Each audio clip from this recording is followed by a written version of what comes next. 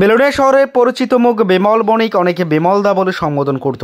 তিনি ছিলেন বিজেপি দলের কার্যকর্তা, সদা হাস্যরসিক, হাস্যমুখ ছিলেন। সকলের বিপদ আপদের খবর পেলেই পাশে দাঁড়ানোর চেষ্টা করতেন। দীর্ঘদিন যাবৎ কিডনিজনিত সমস্যায় ভুগছিলেন তিনি। গতকাল নিজ বাড়িতে ওনার শারীরিক অবস্থার অবনতি হতে দেখে পারিবারিক লোকজন তাকে বেলুড়িয়া মহকুমা হাসপাতালে নিয়ে যায়। হাসপাতালে নেওয়ার পর কর্তব্যরত চিকিৎসক পরীক্ষা নিরীক্ষা করার পর জানান তিনি আর নেই। পরবর্তী সময় মৃতদেহ বেলুড়িয়া শালটিলাস্থিত নিজ বাড়িতে নিয়ে যায় পরিবারের লোকজন। সকল মায়া মমতা ত্যাগ করে, অর্থাৎ ইহলোকের মায়া ত্যাগ করে পরলোকে গমন করে। মৃত্যুকালে ওনার বয়স হয়েছিল 59 বছর। পরিবারের লোক এবং আত্মীয় পরিজন ত্রিপুরার বাইরে থাকার কারণে গতকাল শেষকৃত্য হয়নি। আজ বিলুনিয়া বনকর মহাশ্মশানে শেষকৃত্য সম্পন্ন হয়। ওনার শেষকৃত্যের খবর শুনে শ্মশানে উপস্থিত হন কংগ্রেস দলের বিধায়ক সুদীপ রায় বর্মন ও সিপিআইএম রাজ্য সম্পাদক মণ্ডলীর সদস্য প্রাক্তন বিধায়ক সুজন দাস। তারা পরিবার পরিজনদের সাথে কথা বলেন এবং সমবেদনা জানান। গতকাল বিলুনিয়া হাসপাতালে এবং শালটিলা স্থিত বাসভবনে শাসক বিরোধী সব দলের নেতৃত্বরা উপস্থিত হয়ে সমবেদনা জানান।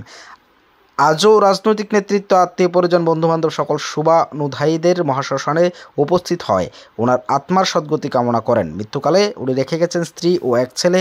ওনার মৃত্যুতে এলাকায় গভীর শোকের ছায়া নেমে আসে। Bureau report, as Bharat live 24 hours.